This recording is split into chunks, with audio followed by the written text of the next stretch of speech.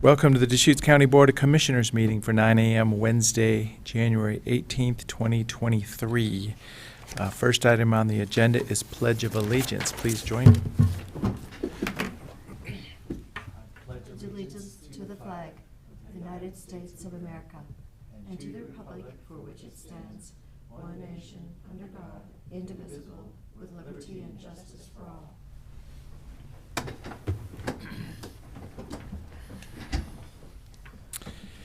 At this time is citizen input for items that are not on the agenda, and it looks like Mr. Keith Harless has joined us in person. So yeah, 3-minute testimony at the microphone in front of us. Thanks for joining us.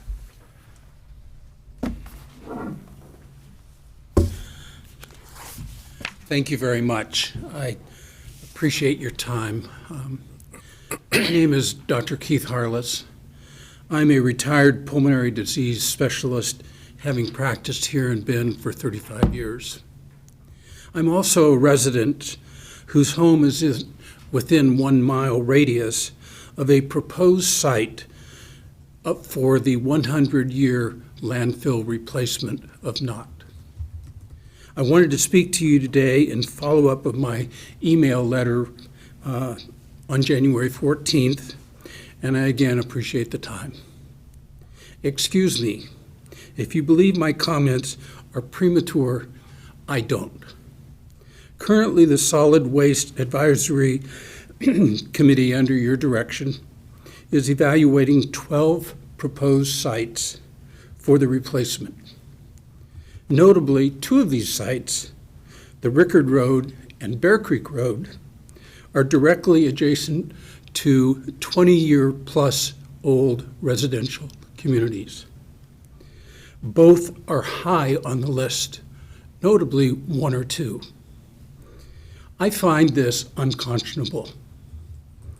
There is a growing amount of medical literature documenting the adverse health effects of persons living within 1 to 3 miles of landfill. These health risks include various forms of cancer, most notably lung cancer, respiratory diseases, particularly in children, are recognized, along with other health hazards. The documentation of these risks and concerns are published in refereed, reputable, established medical journals. In addition, there are substantial concerns about air, water, light, and noise pollution. Notably, the aquifer from both these sites flow north. Any contamination would jeopardize the domestic water of Bend, Redmond, Culver, and Madras. When the Knott landfill was planned in 1972, there wasn't too much out there. Parenthetically, and as you might recall, when the St. Charles Medical Hospital, under the guidance of Sister Catherine, was built out where it is now in 1975, people were saying, why? That's so far out. I'm sorry, Rickard Road and Bear Creek Road are not that far out. We all recognize that Bend and Deschutes County is growing, and necessarily it will largely grow east. Accompanying this presentation printout is a map of the Rickard Road site and the multiple adjacent homes. As I remind, 100+ homes within 1 mile radius. Additionally, you are very well aware, as I said, Bend and Deschutes is growing. There will be more homes and more residents at risk if landfills are in the Bear Creek or Rickard area.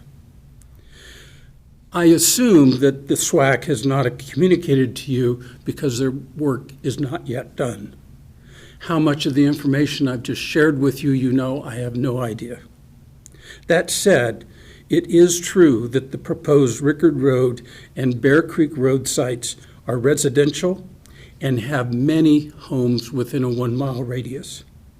It is true that both areas will grow. It is true there are real health hazards and environmental concerns surrounding landfills. It is true that the SWAC will be spending a lot of money, resources, and time to further evaluate the proposed sites. To consider placing a 100-year landfill replacement adjacent to recognized growing residential community. I see you're flipping the next page, so it's a 3-minute testimony, and we'll just, I'm yeah. within 15 seconds. Okay. Adjacent to recognized growing residential communities should be a non-starter. You could save a significant amount of taxpayers' money and SWAC's time to direct them now to take out of consideration those residential community proposed sites. And I appreciate your time very much. But I want to thank you very much for the testimony. So I will like to respond a little bit today, and hopefully other people will follow this. This is big. It's we need one site in Deschutes County somewhere.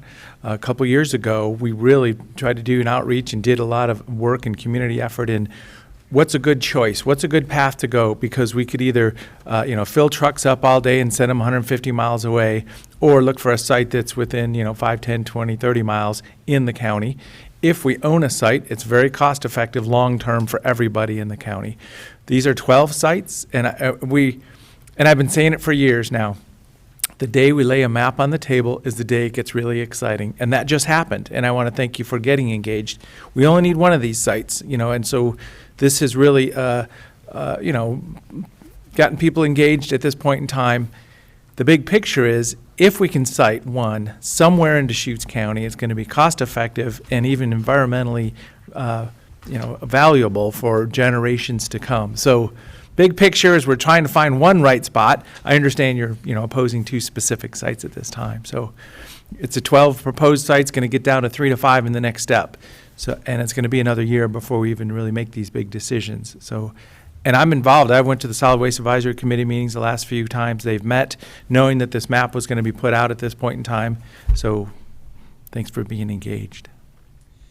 Well, thank you for your time, and I'll leave these documents here. Great. Thank you. And hand them to her. If I could also just ask, Dr. Harless, if I could also just ask, it would be really helpful. I'd be interested in seeing some of those studies you mentioned about the relationships between landfills and respiratory illness in the nearby vicinity. And I would also be very particularly interested to see kind of the age of the landfill sites that are studied, in that research, because a landfill that was built 50 years ago is a really different technologically. It's a really different animal than a modern solid waste management facility. So You can get back on the microphone if you'd like to communicate. Mr. Chang, I'd be happy to send that along to you. As you might well recognize, such medical research is very difficult. The sites that I have referred to, and you will see, are considered non-hazardous waste. So we're not talking about the stuff that can really, we all recognize, give trouble. I was impressed yesterday when I was at the SWAC meeting, when I referred to other health hazards. I was somewhat surprised how many people said, I'm nauseous, I have headaches, I haven't eaten for a month because I'm so worried about where this landfill is going to be next to my house. So there's a lot of different health hazards, and I recognize those are rather minor, but they're real to the people who have them. And these health hazards that are published are real. Thank you. Thank you. Welcome seeing the information. If there's anybody else to testify in the room? Is there anyone online? Okay, so we do have other emails on different topics for the record. Citizen input for opposition to a Thornburg resort. citizen input supporting wildlife inventory update. So last week we had 90, and these are 8 more additional testimony. And then in favor of Tumalo representation on the Planning Commission, which is a topic we've talked about recently also. I want to thank everybody for this testimony to our board. So what about all the letters we're getting regarding the siding? Where are those going to? Because I'm getting one every few minutes. So the landfill. Are those going to us personally? So what I've seen is that it has our 3 names on it and, the email future. It has to go to citizen input then for it to get in the record here? Okay. And Commissioners, they're coming in to citizen input, to the board, as well as to the solid waste department. They're collecting all, maintaining a collection of all the public records, and they will schedule an update to the Board of Commissioners in the next couple of weeks, and they'll provide you with the full packet of all public comments at that time and to discuss the status and of the project, elaborating on what Chair DeBone was just mentioning about kind of where we're at with 12 to 3 to 5 and what that process looks like in more detail. So the public comments are extremely important to all of us and are certainly very meaningful and being read and considered carefully. Thank you. Well, I know it was interesting, if anyone does live on Rickard Road, that the fact that we finished paving it out to Highway 20 going east, I was like going, well, interesting if you live there. So I appreciate hearing from everyone. And thank you for coming in this morning. Thank you. Okay, next item on the agenda is consent.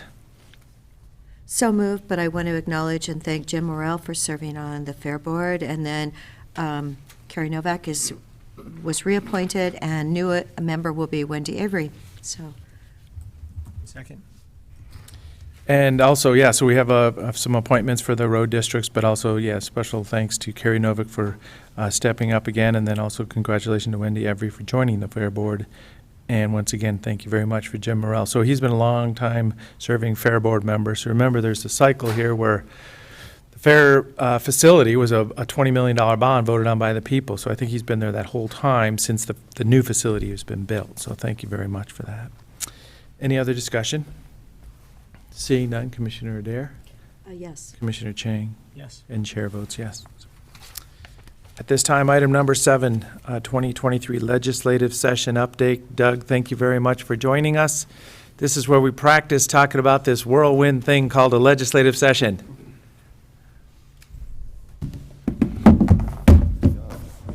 So Here we go. I come to you from a wide spot in the hallway in the Senate wing. Great. There's, as I mentioned to you all last time when I talked to you, the Capitol is under construction. So about 2/3 of the state Capitol is shut down. So the entire basement is shut down, the entire front of the Capitol, the rotunda, the galleria that steps up to the lobbies outside the chambers, all shut down. So no cafeteria, no coffee. Kind of hard to operate in this kind of a session with no caffeine, but we'll figure out a way to deal with it. And no meeting spaces. So when you come over to the Capitol, you'll see a lot of people sitting on floors and in corners, and in my case, in a chair outside of Senator Tim Knopp's office. So happy to be here, and I'll just give you a quick introduction on what's going on. The legislature came in on Tuesday, yesterday, and launched rapidly. At 8:30 in the morning, they started hearings. I was in the building last night until 6:45. They concluded a hearing on transportation issues, ODOT, and tolling about that time, and then I had to go speak at another event, and it was back here this morning at 7:30. So it'll continue to be like that, fast and furious. There are 2,000 plus bills that have been introduced so far this session. We actually expect a record number of bills to be introduced. According to insider sources, there might be close to 4,000 bills in the drafting process already. That's a lot of bills. For 90 members and 23 committees to produce 4,000 bills, that's a lot to go through. Mm-hmm. So with the construction activities in the Capitol, one of the things that they're running into is a lack of hearing rooms, because there are 4 fewer hearing rooms than there have traditionally been. And so they've reduced committee meeting times from 2 hours to 90 minutes. and they're asking people to be brief in testimony and asking members to be brief in asking questions as well. So we've begun the process of going through the list of bills. I've sent to staff for evaluation about 10 pages worth of bills, which you'll see shortly. But they range the gamut, everything from housing and homelessness, land use statutes that would impact the county. There are, by my count, 11 bills dealing with wildfire mapping. And of course, the ADU issue falls within that wildfire mapping issue. I was just in the Senate Committee on Natural Resources. Senator Gold and the committee mentioned that the intent has been quite a bit at a time working on revising Senate Bill 762, addressing the wildfire issues and wildfire mapping issues. So stay tuned. There will be a lot of action on that. There'll also be quite a bit of work in the session on behavioral health and mental health, behavioral health workforce. So the things that impact the county from a public health standpoint will be front and center.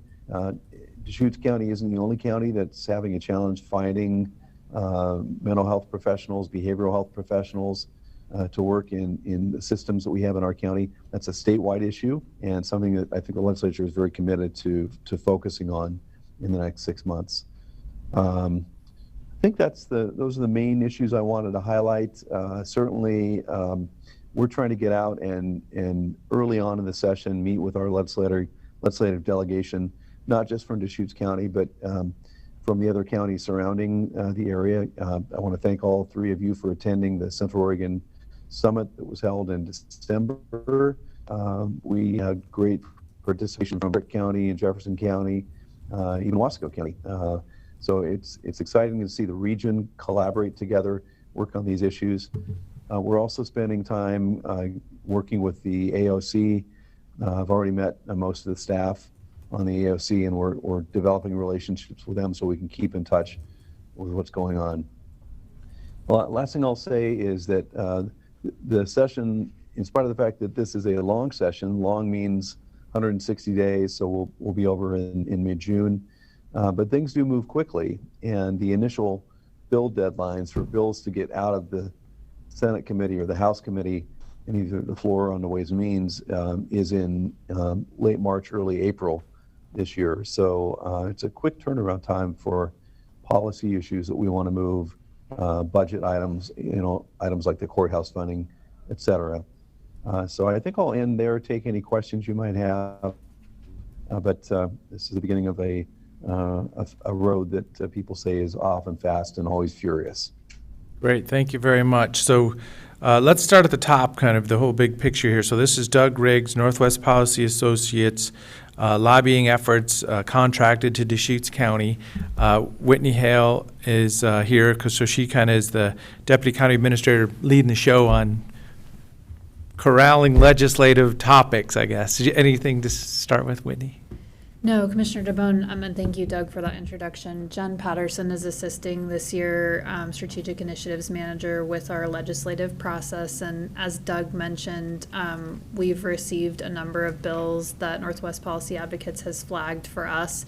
And Jen has done a great job of reviewing those and getting them out to the appropriate staff to provide their recommendation to the board on priority and position. So that's in progress. We're anticipating that when we convene next Friday for the board's first formal legislative update, that you'll have your first bill report to review and really walk through with departments to get their thoughts and feedback on the initial bills that we've seen come through so far from Northwest Policy Advocates. So just to kind of tie Doug's introduction to our typical process, that's where we are internally in our process.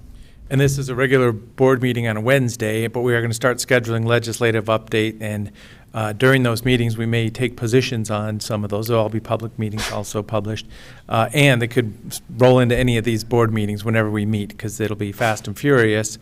So if we're meeting on a Monday afternoon or a Wednesday, we can bring this topic up pretty much. Any topic up at any time as things are happening in the legislature. So what time did we determine that meeting was going to be? We are at 8 a.m. on Fridays. We've scheduled that as a weekly recurrence with obviously the option for the board to modify that as you wish, either with frequency or with time as we get going. But I think we've found that out of the gate, sometimes there's a lot to digest, so we went ahead and scheduled those for weekly to start. And then at that point, we may have department heads, wanting to explain what's going on, what bill, how it matters, how we like it or don't like it. So then we'll really start to do a roundtable for our department heads and staff also. Correct. Any thoughts or questions? No. One of the topics, we did confirm that we're going to do an ask for courthouse expansions. There's a letter that has been proposed here. Doug, I think you may be up to speed on this. We're committed. We're going to build a 3-story courthouse. We're going to add 4 courtrooms, a lot of great capacity and improvements in our court facility. And with inflation and cost escalations, we're coming back hat in hand saying, okay, well, if there's capital dollars, please provide some for us. So, we can shave down the debt load that we might need to take on for the next 20 years or so, because it will be some kind of a debt load possibly in the end anyway. So we do have a proposed letter here that will provide. How did we Anybody get else wanna- 69,000 square feet on that letter? How did we get 60? Yeah, if it's 3 levels Let's- I and think it's 13,000 times 3. 3, yeah, is not 69. We can double check that was. She's good with the numbers. Well, I'm like going, oh, let's see, let's do my math. That's like 23,000 a floor, so there's only 3 floors. And then the other thing, I know you guys will be, Senator Knope's office is actually thinking, and Doug, you can have feedback on this, that we should really ask for 25 million. They think that they're getting great response from people in the building for asking for 25, and then they said, Patty, that way you may get your 20. Something that would be helpful to understand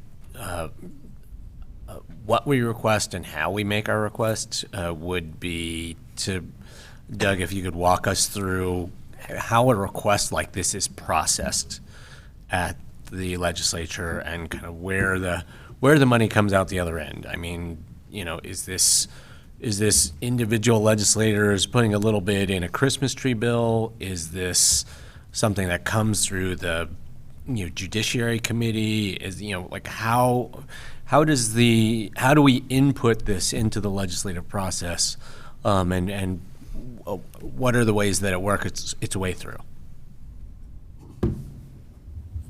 Mr. Chair and Commissioner Chang, thank you very much for that question. That's an excellent question. And typically, the way that local funding requests are handled is the request is made through the appropriate representative and senator from the district. In this case, it would be Senator Knope would be the Senate member, and Representatives Levy and Krupp would be the House members. So the goal would be to get the 3 of them to adopt this as kind of one of their top priorities. And then they would take it to the Ways and Means Committee. The capital construction budget is one of the last items that comes out of the building. So it will come out in June. If we're lucky, we might have some advance notice in late May that it would be on the list. And a lot of this depends on the revenue forecasts. So we have a revenue forecast for the state coming up in February. We have our final revenue forecast for the session coming up in May.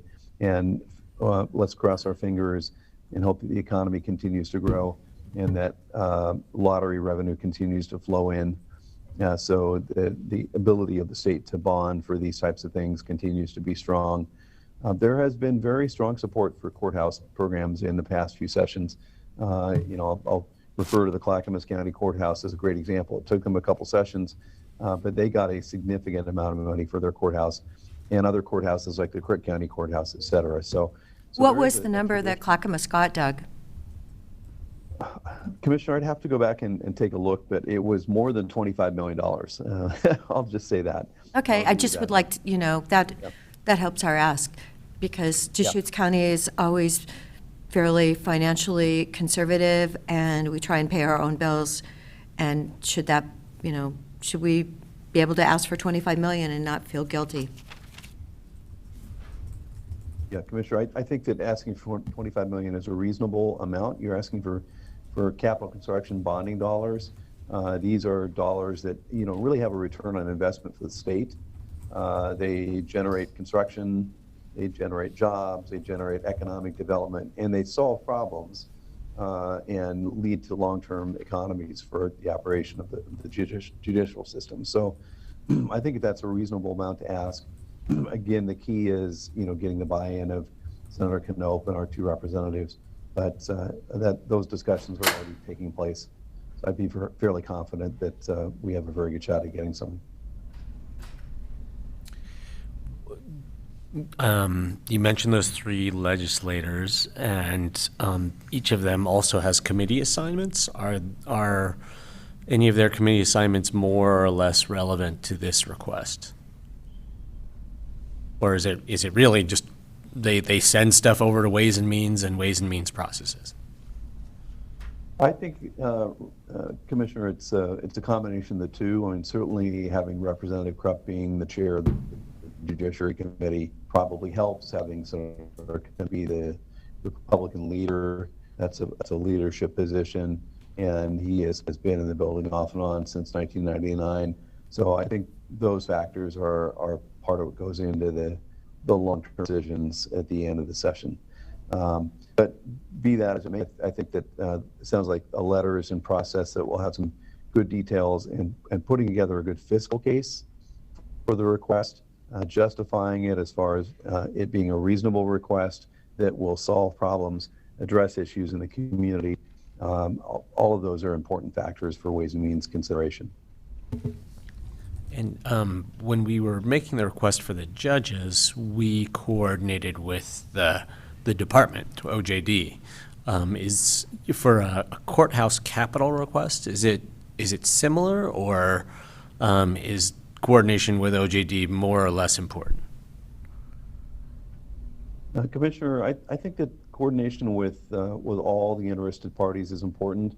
I dot all the I's and cross the T's, check all the boxes, leave no stone unturned. I'd make sure we talk to as many people as possible.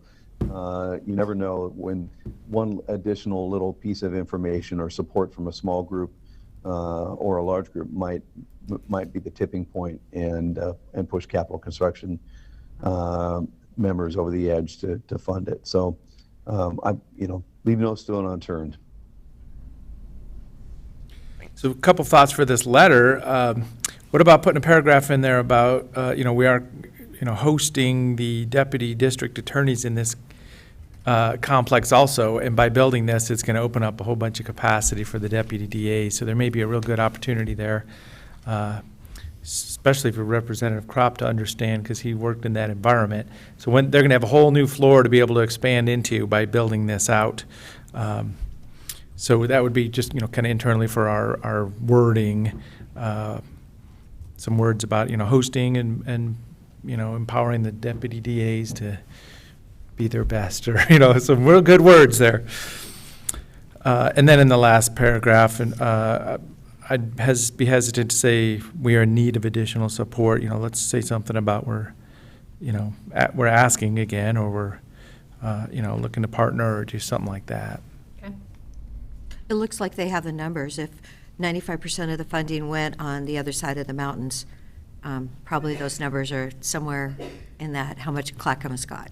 Yeah, I actually, and I know that Doug is multitasking too. I pulled up, Doug, the summary that your team pulled together for us on other courthouse investments, and it looks like Clackamas County, $95.4 million other funds expenditure limitation for their replacement project. Does that sound correct, Doug? That's from the summary your team sent over? Yeah, that sounds about right. I was going to guess that it was close to $100 million. So, and Commissioner Adair, to circle back on square footage. Should be 39,000. Lee, actually, as of yesterday, it's 58,300. Lee is watching, is Good, there we available go. on Zoom and also coordinating, so we'll update that.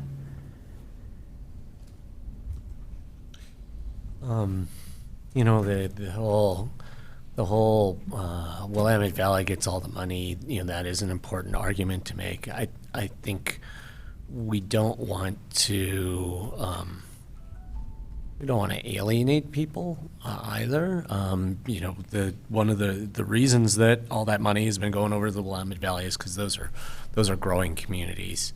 And I think we kind of want to also try to position ourselves with the other growing communities. So if there's a way to look at the data to say, you know, we're growing just as fast as those guys are, and they got some of these courthouse capital funds, that would be great. I mean, I don't know if splicing and dicing the data in various ways would tell that story, but you know, positioning ourselves with the other growing communities, I think, could help to appeal to certain legislators. Another concept that not completely thought out, but I mean, this is implementing a plan that was in place for many years. I remember, you know, we were able to pull the boards out and say, oh, this is what we were going to do. You know, we knew we were going to do this 10, 15, 20 years ago, whatever it was.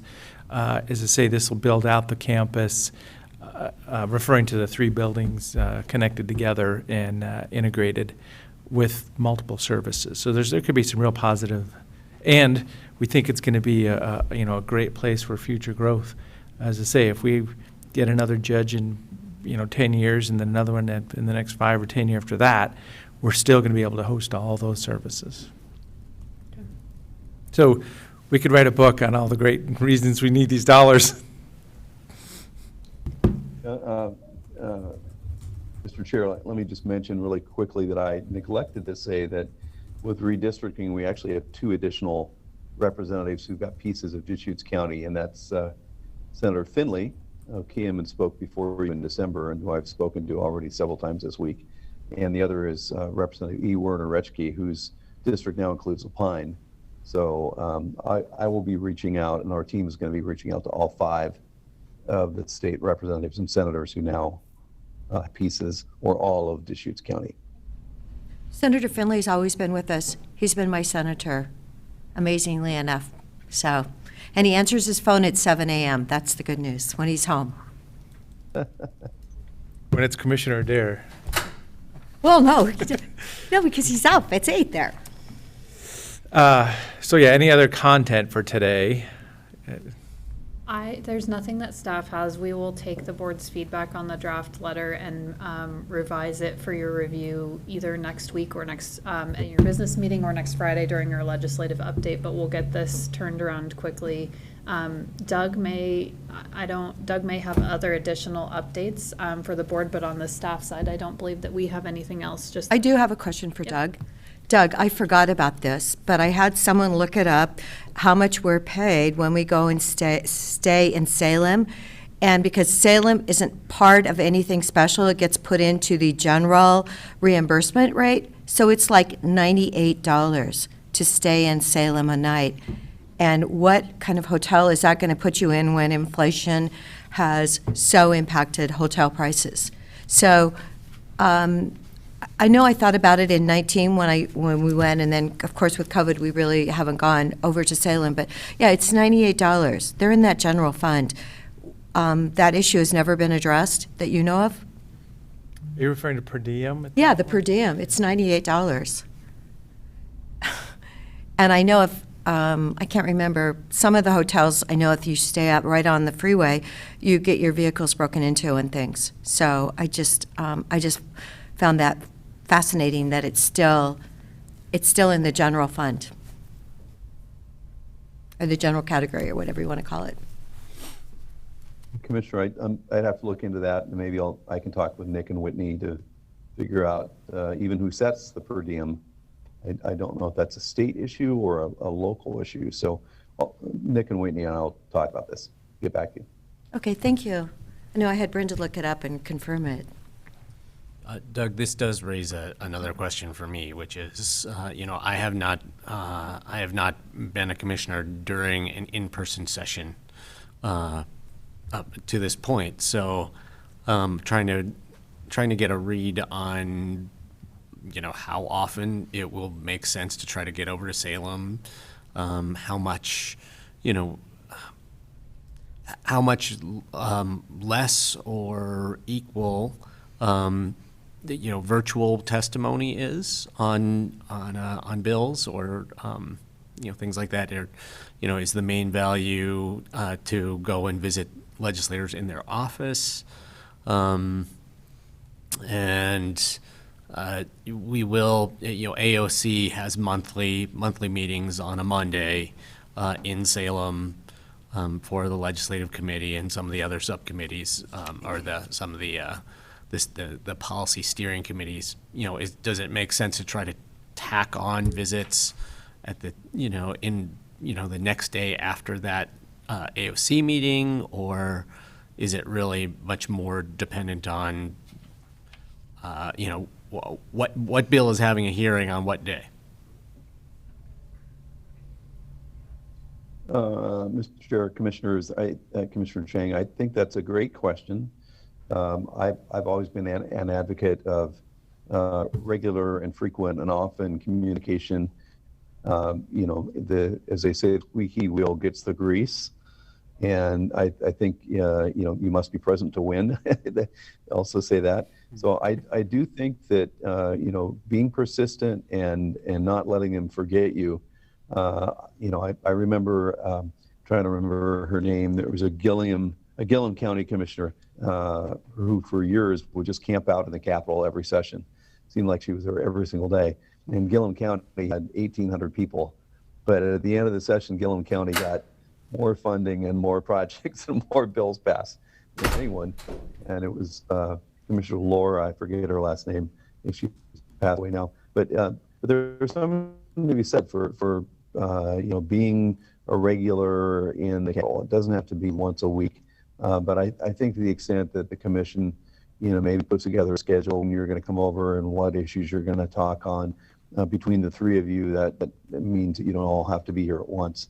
And but participating virtually is now a very good option. In the wildfire discussion here earlier today, the commissioner from Baker County testified that it was 12 degrees and snowing in Baker County. So he was very appreciative of the fact that he didn't have to drive away through the ice and snow to testify for 15 minutes. So I do think that the committees now all have that capability. And that's a real asset for rural Oregon and to be able to be heard. I don't think that dilutes your impact appearing in person versus appearing online. And it certainly frees up a lot of your time. But I'm kind of droning on here. But but having said that, pick a day a month is what I would recommend to come over to Salem. Sometimes it's for a specific meeting or a specific bill, or to see a specific hearing, but our team can help put together meetings and make sure that you get meetings with the legislative delegation and meet with other people on the committees who are important to the bills and budget items that we have in the hopper. Thank you. So the Association of Oregon Counties has a new facility, and I think Gina Nickel has mentioned to legislators, if you need a side room, come on over. It's only a couple blocks away from the Capitol. So there's opportunities to schedule AOC meeting rooms with a simple ask. So we'll keep that relationship warm for you and for our purposes, is my thought. That's great. Thank you. She said actually they have food too and coffee, Doug. Oh, there's coffee. So, and I think it's like a block and a half or something. She said it was really close. I bet there's going to be a coffee maker in each legislator's office. Is that what's going to happen? It's basically right next to the railroad track. It's a really great new building. I do want to say I've already heard twice that if you're coming over early in the morning, the thing that'll make legislators happy is you swing by and you pick up a pound of Sister's coffee. Which kind? Sister's Coffee Roasters. Oh, which kind? Which kind? There's like, I Dark don't want roast. to pick up decaf by accident. Do you want Black Butte, Gold? Do you want French? I mean, what is your favorite, Doug? Oh, it's for the legislators. Yeah, any dark roast is fine for me, but Senator Bonham mentioned in particular that he's suffering from a lack of Sister's coffee. So Oh, well, I'll be, Oh, there you pick it go. up for there you go. Senator Bonham. Last night. Yeah. Okay, so I'll send him a text and find out what his favorite one is. So yeah, this is kind of kickoff for the whole thing, reviewing legislative ideas and bills that have been dropped. You're saying, is there a cycle of the bills right now? Is in pre-session filed, and now there's going to be more coming? Yeah, Commissioner, that's exactly right. I've actually been surprised. They dropped, the first set of bills dropped last Monday when they were all sworn in. A handful of bills have filled in and been dropped again, but the second major batch has not yet been dropped. And these are all bills that were drafted pre-session, filed at the end of December. And it doesn't even begin to take into account the 41 new members who just won their reelection and didn't have an opportunity to have pre-session files drafted. So once, their ideas are being sent down to Legislative Council this week and will probably appear in February or March. That makes it very difficult for those concepts to get through the process. So that's why, pre-session filing is important. I will say that on the issue, one of the issues that we've spoken about, which is the ADU wildfire interaction, Senate Bill 644 is a bill that Senator Knopp introduced. So there is a bill 644, which is in the bill review stack. And then also, as I mentioned, Senator Golden said that the Senate Natural Resources Committee is going to have a specific bill with many changes to Senate Bill 762. So that's another opportunity for us to work on our ADU concept. And sorry, Doug, what was that bill that Senator Golden put together? There isn't a bill number yet for Senator Golden's bill. There's some concepts floating around, but nothing in concrete yet. So then the Oregon Legislative Information System, OLIS, is kind of the official repository. Are we going to be using Bill Tracker or any brand name type product? Yeah, we're continuing to use Build Tracker this session, and Doug's familiar with that, obviously, in our team. I think this is the second or third session we'll have used that product, so I think we're getting more familiar on our side as well with how we use that. So it's a helpful tool for us, certainly, in terms of organizing and being able to run reports. Then the other thing is setting priorities at Deschutes County. Sometimes we say, a priority number 1, support or oppose, priority number 2, priority number 3, and then there's kind of gray area in between each one of those two as things evolve. It's like, well, that was our number 1, but it changed. So that each week we'll kind of review what we think the highest priority items are. Yep, and commissioners may recall last year we made a change and we started running reports at a proposed priority 2 and above to bring to you in your legislative updates, and that's something that staff felt worked well, and we'd plan to do that beginning next week for you if that worked well for the board. So just checking in there. In the past, you, I think, initially saw a report that also included proposed priority 3s, and it made the list quite large. So we were attempting to sort of prioritize your time and staff's time by making that adjustment last session.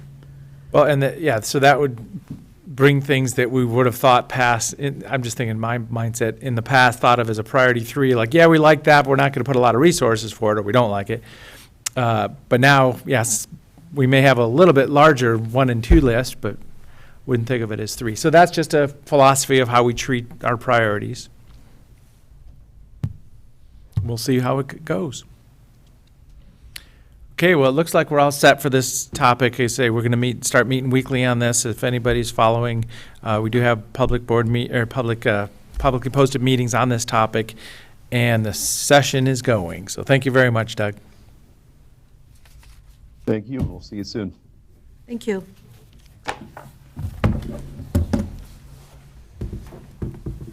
So for land use, the next item, should we stand by till 10 o'clock on this next item? I would advise you do that. Yeah, that's kind of what I figured. Okay. Notice is at 10 o'clock. So at this time, we can go to other items for a little bit. We are having a goals and objective setting this afternoon, so it's a good time to fit in whatever else we can right now between these items.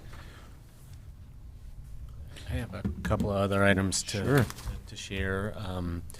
I should have last week during other items, times was a bit compressed at the meeting, but last week I should have mentioned that the Cannabis Advisory Panel met a week before this Monday that just was a couple days ago, so 9 days ago, had a very informative presentation from Jessica Jacks and a couple of students, high school students, about prevention of substance use broadly by youth. There was a lot of really valuable information about kind of youth substance use concerns. Basically, no surprise, the number one substance that youth are illegally using is alcohol, but there are a number of other things. Vape, e-cigarettes, cannabis, other things that youth are getting into as well. This led to a really good discussion about where the cannabis tax revenue is going, and the advisory panel's role in advising us and making recommendations on where that money should go. And they were very interested in continuing to fund prevention activities at health, as well as the other activities, interdiction in black markets, at the sheriff's office, and also code enforcement. And they did ask, well, are there other, this year they've got a little bit more time to think about these things before they need to make recommendations. And they asked, are there other county departments that are involved in these issues that we should invite to make a proposal? And the one that came up that that was new that I'm remembering is a community justice. Everyone had kids on the brain after that presentation from Jessica Jacks. So the question was whether if you could direct some resources to juvenile justice, could they have more success in intervening in kids' lives who, before they get into long-term serious substance use disorders. So just know that that's coming down the pipeline. The group was also very interested to hear that there are legislative concepts being kicked around that would restore more cannabis tax back to counties and backfill that, backfill some of what's been, kind of reallocated towards Measure 110 implementation, treatment for all sorts, abuse of all sorts of other kinds of substances. They were really interested to know that there was a bill moving forward that would try to accomplish that. And they were excited about being able to advise us on how to spend more cannabis tax revenue if there was more. So there's that. I wanted to also mention that there is there's a local government grant program at the Oregon Park and Rec Department that just opened up a cycle, and this is a program that helps local governments, cities and counties, and other local government districts build and operate and upgrade parks. So I really wish we had gotten our feasibility study project going 4 or 6 months ago, so that we might be in a position to apply for a planning grant at this point, or even for capital dollars to construct something. But we can just flag it for next year. So you're referring to campgrounds? Yes. Okay, yeah, so parks and campgrounds. Yeah, because for me, the two county-owned properties that we're talking about, I picture the campgrounds as the anchor for a new park. It's what makes a park revenue neutral or revenue positive over time, as opposed to a day use park. This program this year has $6 million in it. And I assume that they'll offer another cycle next year around the same time. Maybe we can be in a position to apply for these funds by that time. Well, there may be an opportunity for some ask for planning or whatever at this time. You think we're past that?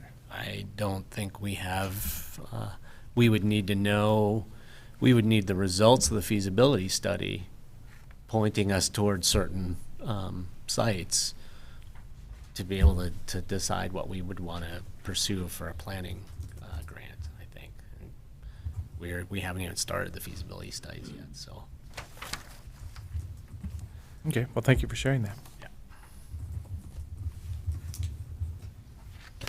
Did everyone let Chris Bell know about the letter for, Yeah, I have not yet.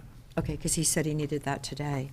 And then Thursday night, Bill Kuhn and I were at the Chamber event regarding housing, and an interesting program by Nathan Wildfire, Missing Middle Housing. An excellent program talking about what we need in Deschutes County is that middle housing. By who? Nathan, you said? Nathan, and his last name is Wildfire. He's from Portland. His email was nathanwildfired@missingmiddlehousing.fund. So had some excellent ideas. And then, of course, CORE was there, and Katie gave her presentation, which we'd already seen, but Nathan was the new key person in the middle of that presentation. So I want to thank the Chamber for all the work they're doing on educating our public, and it was very well attended. Great. Yesterday, I was able to go to meet the BLM leadership in Prineville in coordination with the city of Redmond. The issue is the dispersed camping at the end of the runway protection zone at the airport. So it was really just relationship building. Met with Amanda Roberts and Kyle Hensley, folks that are leadership at the BLM currently. Yeah, so it was relationship building, but the mayor, Ed Fitch, was there, so he was, kind of getting into the groove, being the mayor. It was fun to be with him, and because he's talking about the things that can be done now and the things that we just want to set in place for the next 5 or 10 years, from his experience being the mayor 20 years ago, is what I'm referring to. So that was pretty positive. And then point in time counts starting next Wednesday. So remember, it's the point in time count is the date, January 24th, I think is next Wednesday, but it'll really happen for about 5 to 10 days. But where were you on January 24th? So that's going to be project kicked off this next Wednesday, and I'll participate in that up in east side of Redmond too, just being really engaged on that. And then also Redmond's community discussion about homeless is tomorrow night, and I'll be attending that. I don't know if multiple people will be. I'll be there as well. Are you going to be there, Commissioner? No, I have Yeah, another event. That's fine. So yeah, 2 of us will be there. That's good to acknowledge. And I'll also be participating in the point in time count. Great. So that's all I have today. Nick, we got 7 more minutes. Great, thanks, Commissioners, and Whitney may join me. We have a request for the mock trial competition for youth, the youth of our area, for the 2023 mock trial competition. This year's event is scheduled for Saturday, February 11th. The Circuit Court is asking if they can use the facility from 8:30 to 4. You have a draft letter before you, or a letter from Judge Miller before you. They would need access from those hours and coordination with facilities and and Sheriff Nelson. So my understanding is that we check in with the board on a regular basis for your approval to use the facility for these purposes on this date. Was this Whitney's item? Oh, it just looked like you were ready to go. She was So- coordinating, and we didn't know if she would be in the room or not. Yep. Since we're early, I just went ahead and summarized the letter. So, yeah, I'm supportive, really exciting. It is a resource use, but, sending the letter to us is acknowledging that it's happening. What a great opportunity for, young individuals wanting to be involved with a mock trial competition. This is our opportunity to spread the word a little bit on top of it. So Saturday, February 11th, 2023. Fantastic. Is this a vote? I don't know that we need a vote, or I think Yeah. we're just seeking the board's approval to allow the court to use the facility on a time when it's not typically used, so. Any other comments? I think it's a great use of the courthouse. Perfect. Thank you. All right, thank you.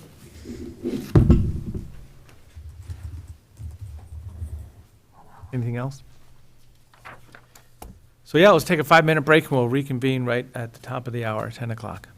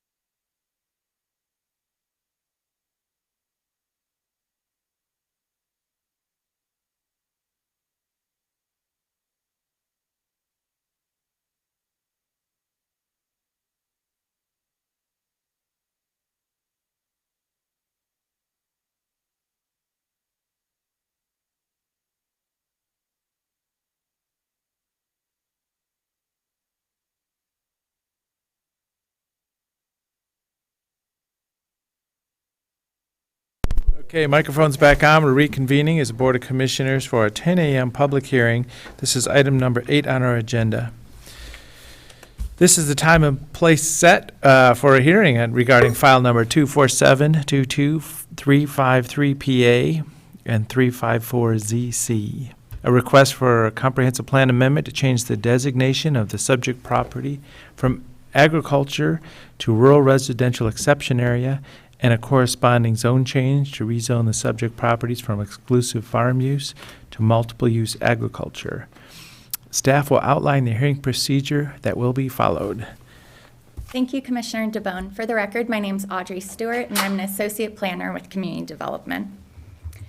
The hearings officer, the Board of County Commissioners in this case, will take testimony and receive written evidence concerning a quasi-judicial application requesting approval of a plan amendment and zone change for property encompassing approximately 59 acres. The applicant in this case is the property owner, Harold Markin. They are requesting approval to rezone and redesignate the subject property from agriculture and exclusive farm use to rural residential exception area and multiple use agricultural. All testimony today shall be directed to the hearings body. At the conclusion of this hearing, the hearings body will deliberate towards a decision or continue the hearing or deliberations to a date and time certain. The hearing will proceed as follows. First, staff will explain Zoom, telephone, and in-person participation.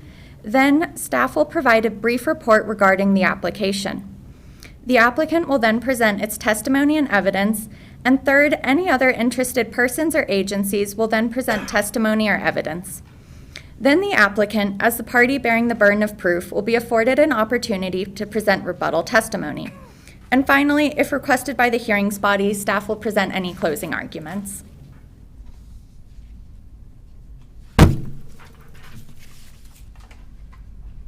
This is a hybrid meeting with both remote and in-person participation. The hearing will function as follows. If you're attending this hearing in person and wish to testify, please raise your hand. Then once called upon, please state your first and last name and mailing address for the record.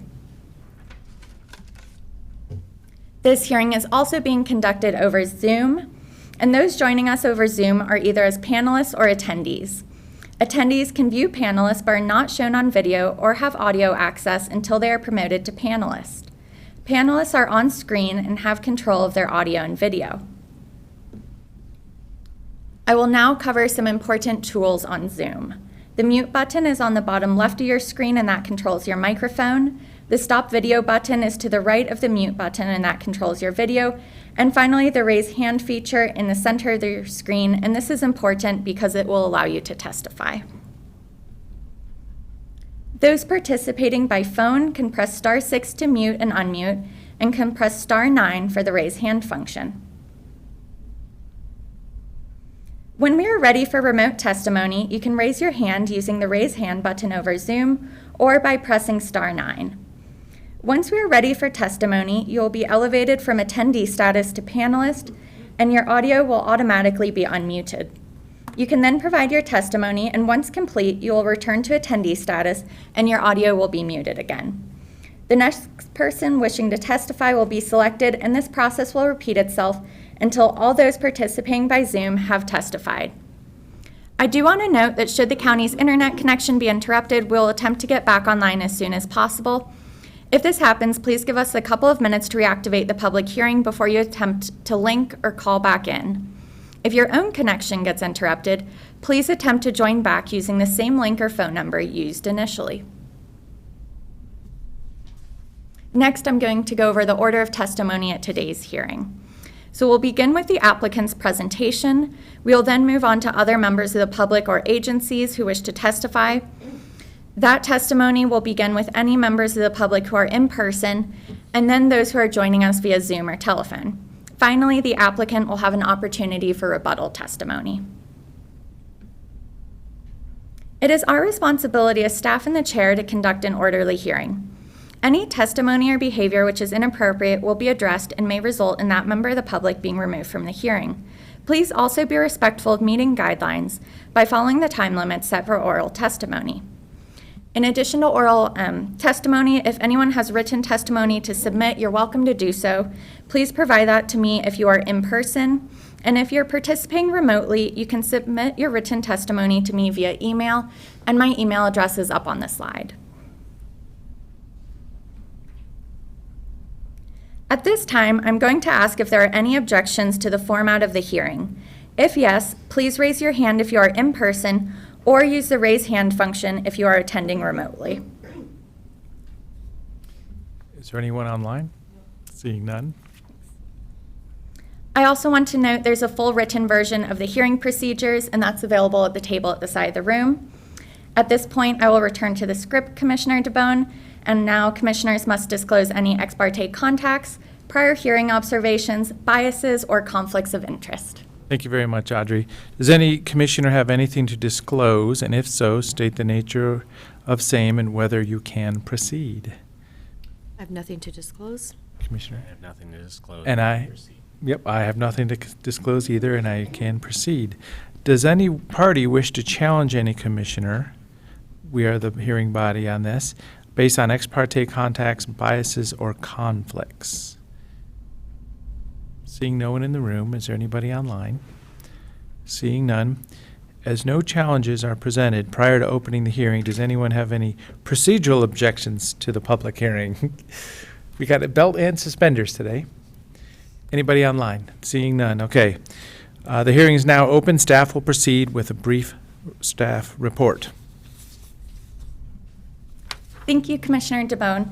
I'll now provide more information on the application at hand, which is a comprehensive plan amendment and a corresponding zone change. The subject property consists of 2 parcels, which have a combined area of approximately 59 acres. The subject property is located east of Bend and south of Highway 20 and Bear Creek Road. Due to a recent expansion of the City of Bend's urban growth boundary, or UGB, the subject property is now located across Bear Creek Road from the City of Bend's UGB. The first of the 2 parcels has an assigned address of 21495 Bear Creek Road, and this parcel is approximately 53.3 acres in size. Parcel 2 has an assigned address of 21493 Bear Creek Road, and this parcel is approximately 5.7 acres in size. The applicant is requesting an amendment to the Deschutes County Comprehensive Plan designation for the property. They're requesting to change it from the current designation of agriculture to rural residential exception area. They're also requesting a concurrent change in the zoning designation from exclusive farm use to multiple use agricultural. The applicant has not requested an exception to statewide planning goal 3, agricultural lands, on the basis that the subject property does not meet the definition of agricultural land as defined by state statute. As part of their application materials, the applicant submitted a soil study, which was reviewed by DLCD, and this shows that the subject property is made up of 61.2% Class 7 and Class 8 soils. A public hearing was held before a hearings officer on September 6th. Leading up to this public hearing, I received 7 written comments, and at the public hearing, 2 members of the public provided oral testimony. In the subsequent open record period, comments were submitted by 2 additional members of the public. The hearings officer recommendation was mailed out on November 7th, and the hearings officer recommendation was approval. Next, I want to go through some more information on the quasi-judicial process for a plan amendment and zone change and where this application is in that process. So the first required hearing was held before a hearings officer who weighed the application materials as well as public testimony and provided their recommendation to the board. The second required public hearing is today's hearing. Can we stop real quick there? So it's a slight distinction, but a hearings officer, since this is a zone change, is a recommendation. It's not a decision that we're reviewing. And it was just pointed out to me recently, using the right terminology. So this can be a different situation when there's a hearings officer approval and it's been appealed. This is a hearings officer recommendation that needs to be, or I guess there's one question in there. De novo. Yeah, well, Exactly. but it's required because, it has to be in front of us as a board because it's a zone change. And that's an excellent point, Commissioner. So the hearings officer did not issue a decision, which is Definitely an important distinction. They issued a recommendation. They are not the decision-making body in this case, so what they made is a recommendation that they are sending to the board, and then the board will make the final decision on whether to approve or deny it. So, but the content is as such as it could be a final decision. I mean, I guess I'm just trying to make sure I'm clarifying. I'm looking, Stephanie in the back, nodding head. But I mean, it's the same content of a decision. It's just not the authority of a decision. And what would the difference be between, if they had the authority as a hearings officer, it'd still kind of be the same work product? Is that Right. correct? Good morning, Commissioner Stephanie Marshall, Assistant Legal Counsel.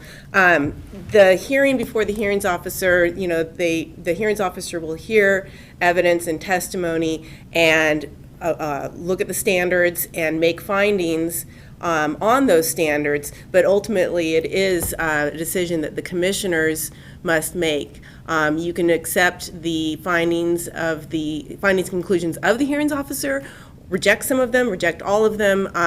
You are the decision-making body, but the hearings officer does some heavy lifting prior to the matter coming before you, and lays it all out with respect to the application itself.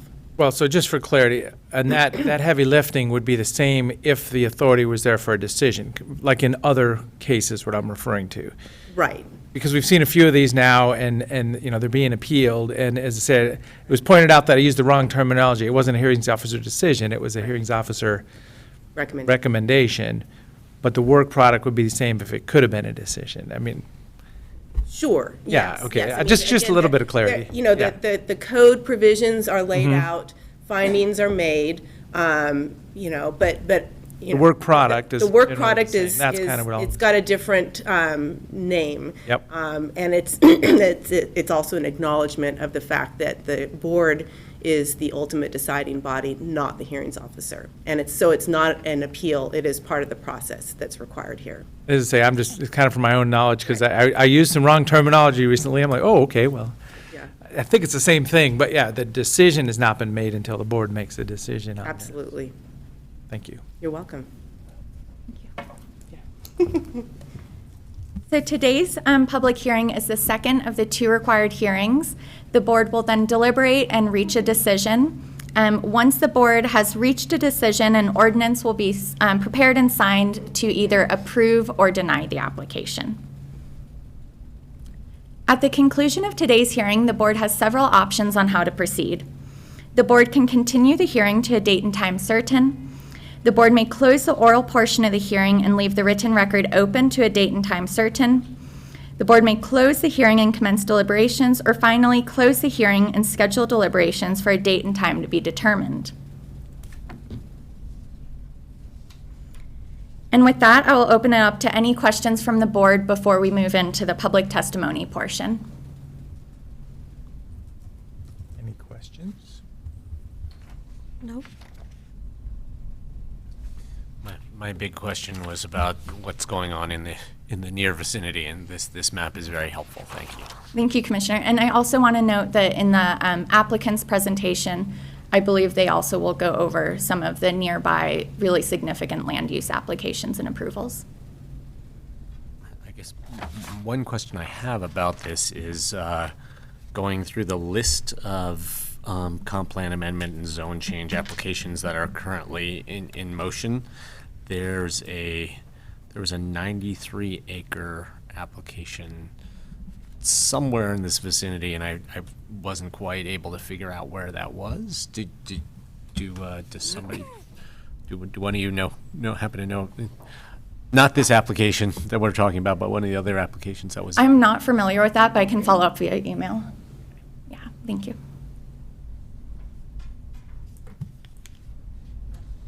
Okay, so at this time, this is a public hearing on the matter. The applicant has the opportunity to provide testimony and evidence. Looks like, Liz, are you representing the applicant? Yes, I am. Okay, Liz Fancher, thank you. Fancher, and I'm here today to represent Harold Markin.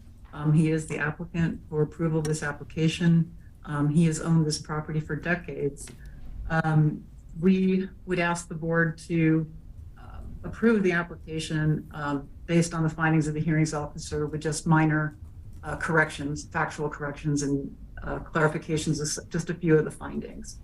I have a PowerPoint presentation that I'll try to go through quickly. And so I need to share screen. I'll try to do that here.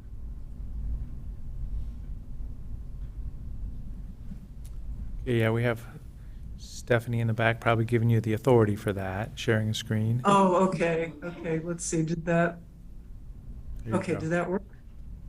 It's coming. There it is. Okay. Okay, fabulous. Okay, so I'll see if I can move my little picture here so I don't cover the text here. So the first, obviously the first is a photo of the property, a part of the property. The second slide relates to facts related to the property. It's approximately 59 acres. It has 9.7 acres of an irrigated lawn and pond. The Markins removed rocks when they first bought the property decades ago and grew hay on the property. Occasionally they would have some livestock on the property, but that was did not occur very frequently. Through all the time that they farmed or tried to farm the property, they were unable to make a profit doing so due to the poor soils, and they're shallow and rocky on the property. When they purchased the property, they understood that the property was really comprised of poor soils, and they never really expected that they would make money farming it, but they didn't expect that they would have significant losses. So they'd hope to maybe break even by farming the property. And the next slide. The Markin property adjoins the city of Bend to the north. That's affordable housing project for the city of Bend. So it's right north of Bear Creek Road. We have an affordable housing project. The area is developed with numerous homes on small lots. The Markin property is in a very small island of land zoned EFU. It's the area that's outlined in blue and in red. It also then otherwise adjoins rural residential exception areas, the city of Bend, and urban reserve area for the city of Bend that's in County Code Title 19. It's our belief that it's good long-term planning, as it was for the COID plan amendment and zone change to classify the property as non-agricultural land. The reason for that is that the city of Bend, in its prior UGB expansion, did not consider any property other than ones that were zoned MUA 10 or R10 or otherwise were an exception area. They did not look at anything zoned EFU. They would not even consider evidence that property really was non-agricultural land and was located in a good location that made sense for inclusion of the urban growth boundary. Liz, question. Back a slide or two, you mentioned Chapter 19, Urban Reserve. Could you explain that a little more? Sure. Let's see. Let's go back here. Where it says urban reserve on the left, I don't know if you can see that very well. There's like a field that's irrigated, and then there's the canal that goes through it. And then the other side, there are a number of houses, rural residential houses. That's the urban reserve area that was created in Title 19, which is the ordinance that the city and county adopted to apply to what they called the outer urban growth boundary. That was actually the first urban growth boundary proposed by the city. And then DLCD did not agree to the outer urban growth boundaries, but they required a smaller one, which was the inner urban growth boundary. So properties that were inside of that area were then treated as urban reserve. It was done back in like 1979, 1980, when all that happened. Then across the way, which I don't know that you can see. Let's see. Yeah, and across the way is, I think there's a bit of urban reserve. That's good. Yeah, the 7980 concept is answered- what I was looking for. Thank you. Yeah, 7980. Yeah, that's when that happened. And so then if we go down to move down to the slide that has, this is a map of the approved master plan for the property just north of the Markin property. So across the street, there will be this development. You can see a number of very small lots that are along Bear Creek Road. And then they have a park in the middle that goes around an existing irrigation pond. This property was formerly farmed very marginally, and that effort failed. It had a small amount of irrigation on it. It was rezoned by the county to MUA 10, and that allowed it to be considered for a pilot affordable housing project. And so this is the result. They're going to have a mix of affordable housing and market housing at a density of 11 dwellings per acre of the area that's developed with dwellings. And this is a photograph of that property, and you can see the pond there. And it joins Highway 20 and Bear Creek Road. Then the next map is, I want to show you the non-agricultural lands in the area. On this map, we have properties that were all rezoned by the county. There are 2 properties down at the bottom that are in red just above surface mining, where it says surface mining. It's a Stevens Road property owned by the state of Oregon. They sort of started the rezoning pattern on the east side of Bend, arguing that it's a good location for the city to grow. The county basically agreed with that, and they brought that land into the city ultimately for half of it, but changed it over to MUA 10 zoning based on the poor soils of the property and the fact that it isn't generally suitable for farm use. The little red area just north of the Stevens Road big property is the COID property. The property in blue is the Markin property. Property north of Bear Creek Road, it includes the pilot housing project property, which was Porter Kelly Burns project, and then East Side Bend properties. The one that's in the little yellow is East Side Bend, and East Side Bend also has land south of there on Bear Creek Road that touches the corner of the Markin property. It also had been in farm use, but that basically failed and was discontinued, and the property was rezoned. Question again, real quick. So thanks for being engaged here. For this Stevens Track Road, you mentioned the county, thought it was a good location for the city to grow, but this was the same scenario with a EFU zoning in the soils, no history of farming. Because that's kind of the crux of the issue. From your point of view, it isn't our opinion, that it's good for the city to grow that way. It's the land use associated with soils conditions, history of farming, and agricultural water. Would you, because that's the justification being utilized in this one also, correct? Well, in this case, there was an attempt to farm property, and that's similar to the properties to the north, where there had been farming and it didn't succeed. I don't know if there was farming on the Stevens Road tract before it was sold to the state. I believe it was owned by the federal government. It may have been used for livestock grazing. But basically it was not possible to make a profit in money by engaging in farm use on that property. And the first one in, I think, had a fairly low percentage of 7 and 8 soil, but was just generally viewed as not suitable. Okay. Thank you. Thank you. Then this should answer the question presented by Commissioner Chang. And this is the application that is pending, and that will come in front of you in a couple of weeks, or maybe next week, to rezone land owned by Te Amio Despacio. And I butchered that name, I apologize. So it shows where that is located. The drawing on the left shows the part of the property that's being proposed for rezoning that adjoins Highway 20, and it's also adjoins the property added to the city for the affordable housing project.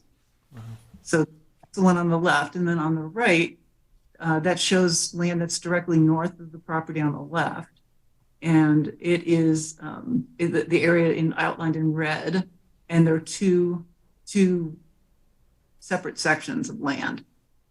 So you can see where that all is. So that will further extend the area of MUA 10 zoning rezones to the north.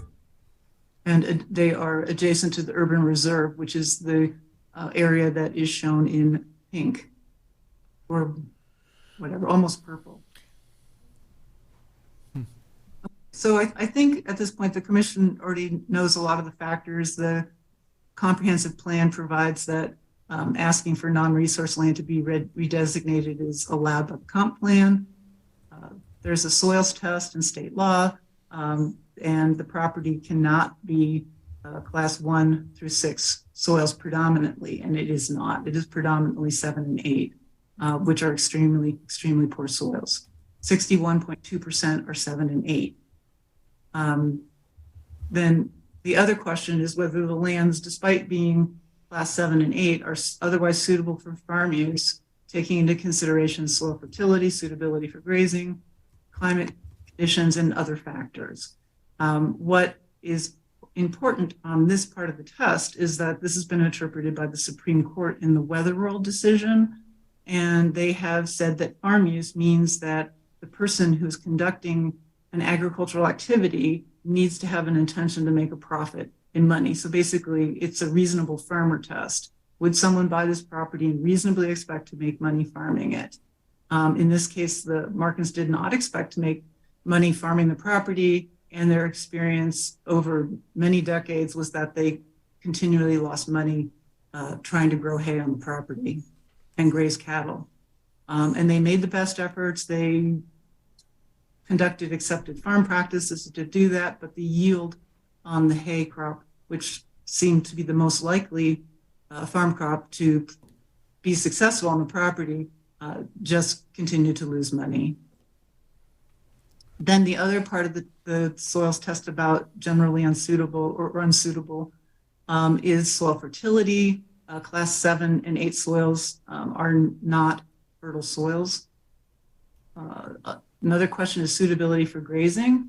The property could be grazed by livestock. It has been, but it hasn't been done at a level that constitutes farm use for the primary purpose. And that does say primary purpose. The main idea of conducting the activity is to obtain a profit and money by engaging in the farm and forest activities on the property. Liz, it's Commissioner Dare. Do you know when that picture was Yes. taken? That one? In the spring, I believe. When? The spring? Okay, all right, thank you. Yeah, so when there was rain. Oh. Green with no grass, yes. Yeah, and there you can see the rock pile there, and it's fairly sparse. I mean, it does grow grass, but it's not productive. Okay, so then another question, suitable for profitable grazing. We calculated the value of grazing income, estimated 3,381. The taxes on the property are 7,886 a year. There are numerous additional costs related to grazing on the property. And so I just included what a full-time equivalent person would cost. Obviously, it would be a part of that cost, but information that we located indicated that pay rate would need to be $15 to $25 an hour, and that it's not uncommon to offer benefits. You have to pay for fencing, you have to purchase the livestock, you have to, to start with, you have to provide veterinary care, water and pond for cattle, and transportation of cattle. And all of that would far exceed the 3,381 of expected income. And then one of the factors is the existing and future availability of irrigation water. In the Assetti case, the Board of Commissioners basically opined that class 7 and 8 non-agricultural lands, it's not an accepted farm practice on that to put irrigation water on that type of land. From my point of view, it's not a beneficial use of water, and that it really makes more sense for that water to be applied to other more productive properties in Deschutes County that need water, or to be put in stream. So with these irrigation water rights, the Markins were not able to make a profit in money. It does not make it suitable for farm use. What I have show here is information from COID, which indicates that they have curtailed the amount of water that can be used by users in the district, indicating that it's not readily available. It would not be easy for the Markins to obtain, to repurchase any more water rights. They have less than 10 acres of water on the property now that they use for lawn purposes and for a pond. Climate, very dry climate. Existing land use pattern is one of the other factors, which we've gone over before. We adjoin the MUA-10 zone, and Holmes adjoins the affordable housing area and urban area reserve. It adjoins a small EFU area with 4 small lots and 3 dwellings with 1 approved dwelling on it. So these properties are basically used for residential purposes. 1 is approved for it. The property that is immediately to the west of the Markin property has 86.5% class 7 and 8 soils. So it's extremely poor quality. They made an effort to irrigate it, but it's been completely unproductive. And the soils are some of the worst that I've ever seen. Okay, so then the next one is technology and energy inputs required.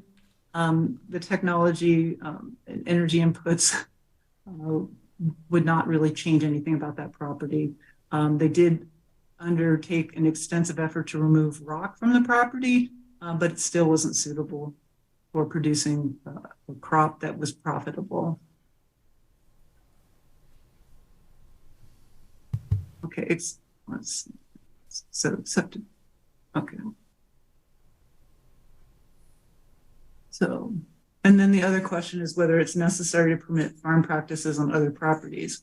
And as I indicated, the other properties are not engaged in any sort of farm practice other than the irrigation of the property to the west on property that is 86.5% 7 and 8. And nothing about the Markin property is essential to having the other property be irrigated and continued in that particular farm practice. We also looked at the transportation system planning rule. Joe Bessman of Translate Consulting worked with Peter Russell to answer questions, and his analysis showed that the EFU zones uses that would be permitted on this property would generate approximately the same amount of traffic as uses that are permitted outright in the MUA-10 zone. We also believe that the approval of this application will serve the public health, safety, and welfare, that there's water service from Avion, electricity from Pacific Power. It adjoins a major roadway, Bear Creek Road. It adjoins the city of Bend.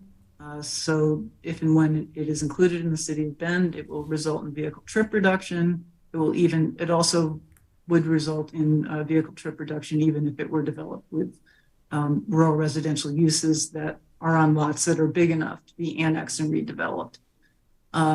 The lot size of MUA-10 will provide open space and protect land for future urbanization. And by open space, I really just mean land that can be redeveloped. The MUA-10 zone is also the same zone as adjoining land, and it allows the same approximate density of development that are on adjoining developed EFU properties, which there are 3 houses on 30 of the EFU acres. And that concludes my comments. If you have any questions, I'd be happy to answer them. I should stop sharing. Thank you very much. Any questions from the board?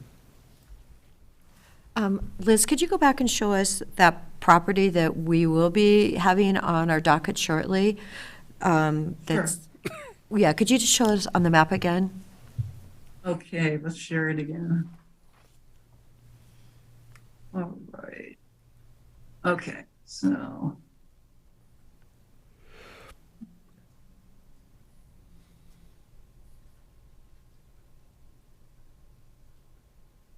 Okay, this is it. It's a little hard to tell where everything is because of the fact that the colors pretty much obscure the highway. But if you look on the picture on the right, the highway goes through the yellow area that says MUA 10 on it. And it still shows as MUA 10 for the property that's in the city. But that is actually City of Bend now and has different zoning applied to it.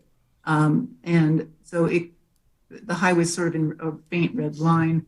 On the far right-hand side, you can see the solar plants, solar farm are located just to the right-hand side of, oh God, is that Hamby? I think Hamby Road, that goes north and south. So these properties adjoin the highway that are proposed for rezoning, and the one on the left is the part that adjoins the highway. You can kind of see the little hook out to the right. That is a property that was approved for basically a dog kennel, dog training facility that is right there on the highway. And then you go straight north from the highway up to the urban growth boundary, or the outer urban growth boundary to the urban reserve and to the urban growth boundary. And then you go over to a road that's at the corner of Neff and I believe Hamby. Okay, thank you. Thank you. Liz, that was a very thorough presentation. The one other question I had, the adjacent EFU properties, you described the residential development on those, but did you mention whether those, any of those properties to the immediate west or to the immediate west, the EFU properties, are any of those in agricultural production?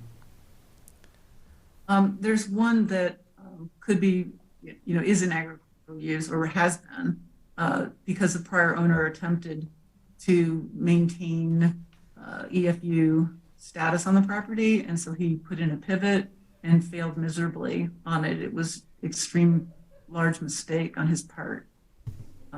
But he tried to farm it, and then that's when it looked like, if you look at the NRCS map, it looks like they would be good soils and that might work. And in fact, when they had the soil scientists come out for the lot of record dwelling, they found that 86.5% of the property was 7 and 8, that there is just a huge amount of rock on the property. Thank you. Thank you. Yeah, the others are just really residential properties, but that one that is currently or available for irrigation because they have a pivot. Okay, thank you very much for the testimony. Thank you. You'll have an opportunity at the end for a rebuttal. Thank you. So at this time, are there any other interested parties that wish to present testimony or evidence on the matter?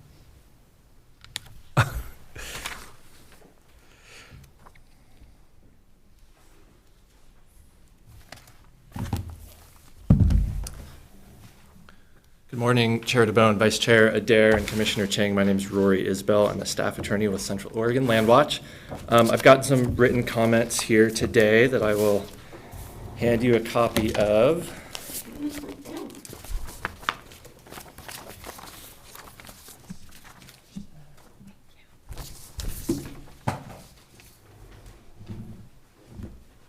Thank you. Thanks, Roy.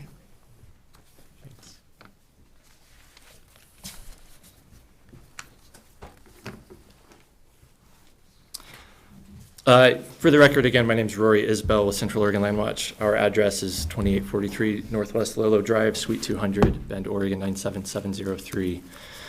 Land Watch is opposed to this application. As you've heard, it seeks to rezone about 60 acres of agricultural land that's zoned for exclusive farm use to allow rural residential uses. The applicant here argues that these 60 acres are not protected by statewide land use goal 3. You've heard about the test as to whether land qualifies as agricultural land under goal 3. It's a 4-part test. It looks at the soils, looks at suitability of land regardless of soils, and then a couple other factors that must be looked at as well. I want to start with that second factor I mentioned, which is whether a property is suitable for farm use regardless of its soils. So in the written testimony I've handed you, there's a series of aerial photographs taken straight from Google Earth. You know, Google Earth will look back in time and show you the land use patterns and activities on a property over the course of as long as we've had aerial imagery, I guess. So the first image is the kind of the default image that pops up, and that's on page 2 of what I've handed you. You can see this property is very green, a lot of agriculture happening on this property. That next image, page 3, shows the property in 2018, looks pretty similar, growing a hay crop throughout most of this property. On page 4, we see the property in 2017, again looks similar. It's mostly irrigated, growing a crop. Page 5 has the property in 2014. It looks about the same. Page 6 has the property in 2012. Page 7 has the property in 2011. Page 8 has 2006, and page 9 has 2005. So in all of these years, this property has been used for agriculture. I don't think you need to look much further than that to find that this property is suitable for agriculture. The application itself describes this long history of farm use on the property since the applicant acquired it apparently in 1981. The application says that they grew hay and occasionally raised cattle and made efforts to make a profit and money by farming the property. So for many, many years, this property was put to the definition of farm use at ORS 215203, which is the current employment of land for the primary purpose of obtaining a profit and money. That was the purpose of irrigating this property, growing hay and selling that hay, was to make a profit and money. You heard about profitability, and that's the primary reason why this property should not be protected by Goal 3 for farm use. What the courts have said is, and there's a quote here, I'm on page 10 of our written testimony, is that while profitability is a permissible consideration in determining whether land is agricultural land under the rule definition, it is a relatively minor consideration and one with a large potential for distracting the decision maker and parties from the primary considerations listed in the rule. So yes, profitability can be considered, but it's at the bottom of the list. And I think the series of photographs I've shown you and the history of farm use on this property that the application acknowledges should be the top of the list of what you're considering as to whether this property is suitable for farm use. I also want to note that this property used to have 36 acres of water rights until very recently. This applicant and owner sold all but 9.5 acres of those water rights. Now it seems that fact is being used to argue that this should not be considered agricultural land because it doesn't have water to grow a crop. A similar situation has arisen before LUBA in the past, and LUBA rejected that tactic. That case is Peterson v. Crook County 49 or LUBA 223. There is also a soils report that supports this application from a soils consultant. That report, I suggest you look at it carefully because it has its narrative followed by a series of data tables. Those data tables capture what that soil scientist actually went out and found on this property. Of the 53 observation sites, so where this consultant actually went out, dug into the soil, analyzed whether it's suitable for farm use, 29 of those sites were found to be class 1 through 6, and only 24 were found to be class 7 through 8. Now, Landwatch pointed this out to the hearings officer, and the response from the applicant and their soil scientist was that, well, the soil scientist stated that they made additional observations, but that those were not shown on the map or tabulated. But they, despite having looked at those 53 sites and most of them being class 1 through 6, their conclusion was, well, I visually saw elsewhere on the property and drew my lines as to where I believe the soil classes are, such that the majority is class 7 and 8 and not majority 1 through 6, even though those observation sites, again, the only hard data on the soil suitability, the majority of them, 29 versus 24, were found to be class 1 through 6. So, given this property's long history of being put to farm use for a profit, its long history of having irrigation water available, and its suitability of its soils for agriculture, both as determined by the NRCS and I believe this soil scientist report. Landwatch believes it's clearly agricultural land protected by Goal 3, and that an exception to Goal 3 would be required to approve this application. Thank you, and I'd be happy to answer any questions if you might have them. So I have a question. In your written testimony, the comment section, it talks about relatively minor consideration for agricultural land for profitability. So that was the concept. And then it lists the other items: soil fertility and suitability for grazing. As I look at this case, the word Douglas County jumps out at me, and it's the other side of the mountains, very different conditions. So I'm just envisioning if I was standing in Douglas County anywhere and we looked at the ground and we thought, is this suitable for grazing? My vision is there's probably 6 to 8 to 12 inch tall grass thriving naturally. And it's different than that photo that was shared with us. I'm just pointing out the east and the west sides of the state. So how could you put a weight on a Douglas County land use decision in the concept of soil fertility and suitability for grazing? Sure, thank you for the question. Well, it's a statewide rule, so you consider those factors no matter where you are in the state. And your comments on grazing, grazing and rangeland is the most widespread and most profitable agricultural use this side of the Cascade Mountains. So it is the #1 agricultural use that we see on this side of the state with the climatic conditions that we have here.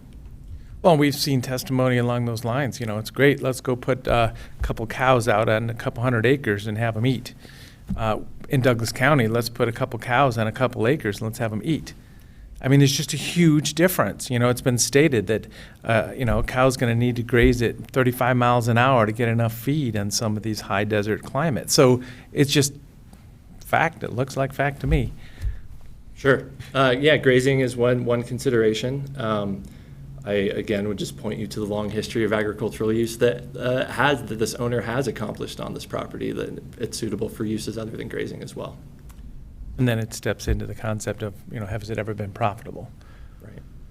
And as I say, I've experienced some farming in my day, and you get everything rocking and rolling. You go out there, you cut it, you dry it, you rake it, and you bale it, and then some piece of equipment breaks, and then you're a couple $1,000s behind. There's profit gone. So, if I could, there are a number of properties in Deschutes County with very similar soils with irrigation water that are even smaller than this one that make a substantial profit. I believe it's a matter of putting in the time and energy and effort to turn that profit. Great, thank you. Any other questions? Just to refresh me, Rory, do you remember when they got rid of the other 27 acres of water rights? I believe it's in the last few years, but I would direct that question to the applicant to confirm. Okay, all right. I know it's in I just didn't remember. So, okay, thank you. Thank you. Ask Liz. That decision that you cited, Rory, could you repeat the citation for that, the one that says that profitability is a minor consideration? Sure. So the citation is included on page 10. In that case is Weatherell v. Douglas County, 58 Orluba 638. And we heard reference to the same line of cases from the applicant in their presentation. And this is in those same proceedings. This is when this case went back down to Luba from the higher courts. Thank you. Thank you so much. Thank you. Is there anybody else willing to testify in this matter? Is there anyone online? No phone calls. Okay, so at this time, is there a rebuttal? There's a rebuttal opportunity. Is there any request for rebuttal? Oh, there you go. Liz, please. Okay.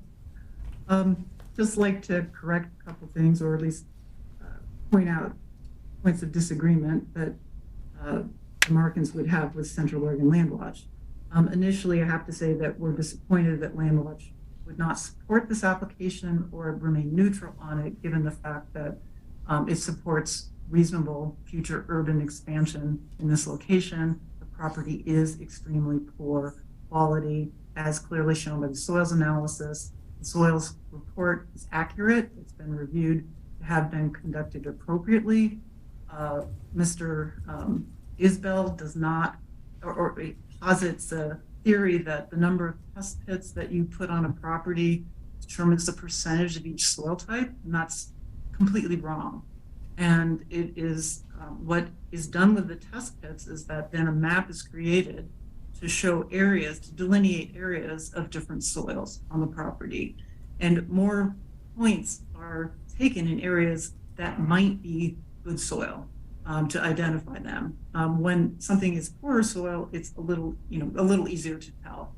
And so the soil scientist provides a map, and then you take the map areas and compare the areas. You don't compare the number of points. So his methodology just has you looking at, well, I have 35 points that are class 6, and I have 33 that are class 7 and 8. Therefore, a majority of the property is class 6, and it doesn't work that way. Also, So for clarity on that, so you're looking for a footprint of soil changes, as in, you're saying that there's a perimeter maybe of a soil type, so you'll take as many samples in an area to figure out where that perimeter is of changing types is what I'm envisioning. Is that correct? yeah, I think generally, I'm not a soil scientist, nor is Mr. Isbell, but there's evidence in the record from the soil scientist about his methodology and how it is handled and how he mapped it. And the two, just even logically without a response, just don't equate. It's apples and oranges that they're asking you to consider. So basically the number of test pits and the results for the number of test pits is irrelevant to deciding whether or not the percentage of the property is comprised of one soil type or the other. That's based on mapping the property, determining where the soil units are located, or where the soils are located, and then determining the percentage from there. Thank you. Thanks. We also, the statement was made that Goal 3 has a test that's regardless of soils. And as far as the suitability for farm test, which is what I think was being referred to, it says that property has to be suitable for farm use, considering soil fertility, suitability for grazing. So it does look to the quality of the soil.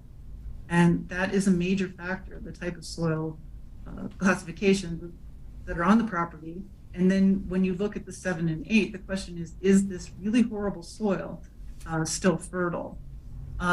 For understanding like cases from the Valley and Roseburg, the main difference there is that the soils in those areas are non-agricultural if they are better soils than we have here.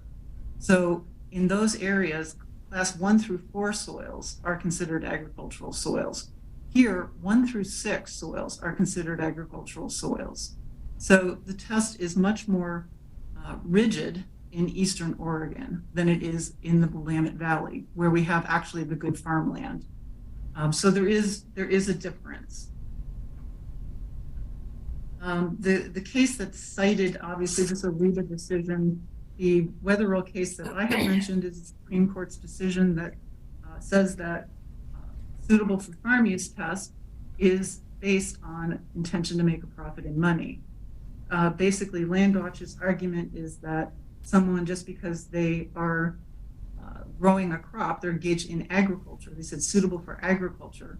That means that they are then engaged in farm use. And in this case, we have evidence that Mr. Markin did not intend to make a profit in money on this property. He hoped to break even, and they lost money. They worked really hard to try to make money. They did not slack on this property.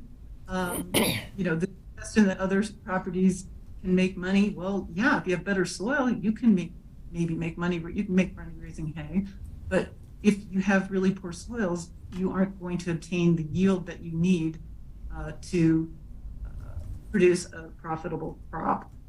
Basically, because the soil does not hold water when it's too shallow, and so or is not of appropriate fertility. So that is the actual factual scientific evidence that is expert evidence in the record that supports the rezone. Then there was a claim that we were relying on the fact that the property only had 9 acres of irrigation water rights to justify this application, and that's completely incorrect. We are plainly disclosed that there were 36 acres of irrigation on this property, and with that amount of irrigation, the property did not generate a profit in money. It grew an extremely poor hay crop, and that it did not result in making the property suitable for farm use.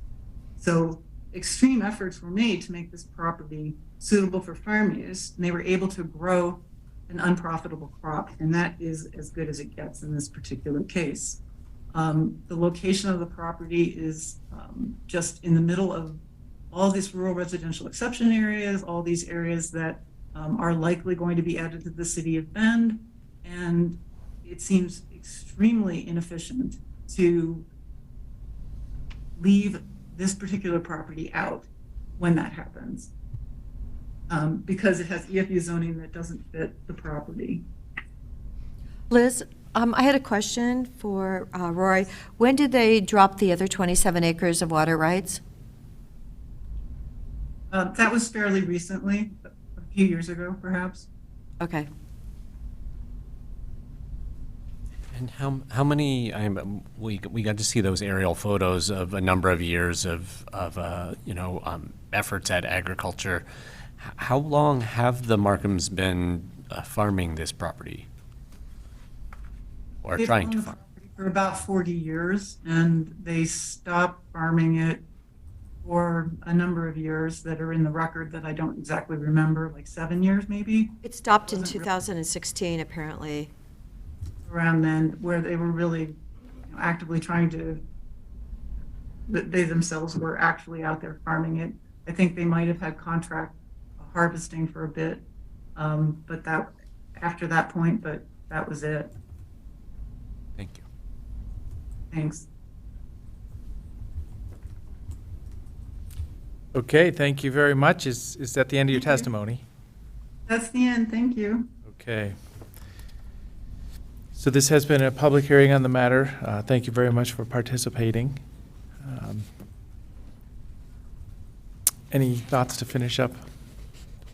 I just wanted to respond very quickly to the question about when the water rights were relinquished. So I sent a notice of this application to Central Oregon Irrigation District, and in their comments, they just said that it was since 2018.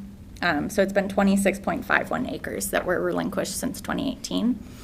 And then my oath. Relinquish date may be the official transfer out of ownership, because there could have been an in-stream, or I'm just pointing out, there could be other things that could have happened over the years where they didn't utilize the water.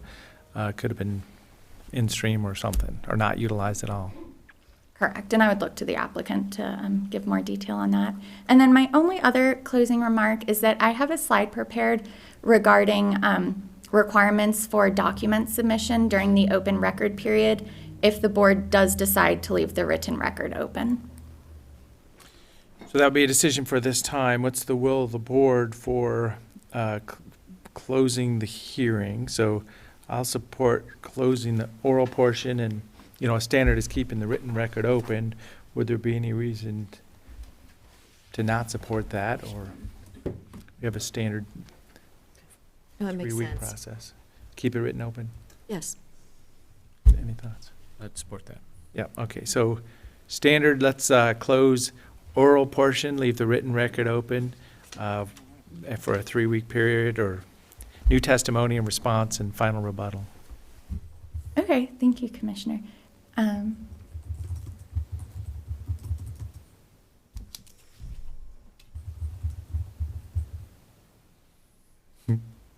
Bear with me, thank you. Should the board decide to use the 777 open record format, I have the dates up on the board. So new evidence and testimony could be submitted up until 4 p.m. on Wednesday, January 25th. Rebuttal testimony could be submitted up until 4 p.m. on February 1st, and then the applicant's final legal argument would be due by 4 p.m. on February 8th. And regarding document submission, email submittals can be sent to me. My email address is up on the board. Please note, Deschutes County does not take responsibility for retrieving information from a website link or personal cloud storage service.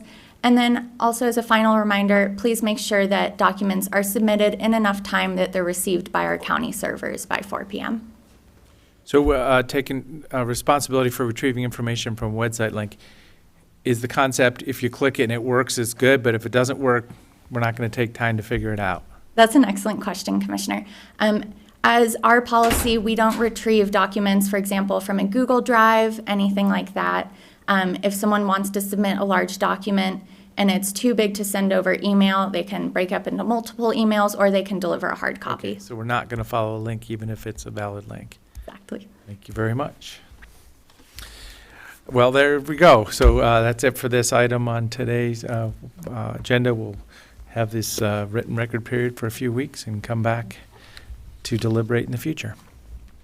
In fact, did we set the deliberation date? I was not focused at the last slide. Yeah, so a deliberation date has not been set. No. Okay. Do you want to do that now? Well, It'd be cleaner for the record, everybody would know. we can propose a date. Yeah, if we're ready to pull out a calendar, we can propose a date. Could you go back to that 777?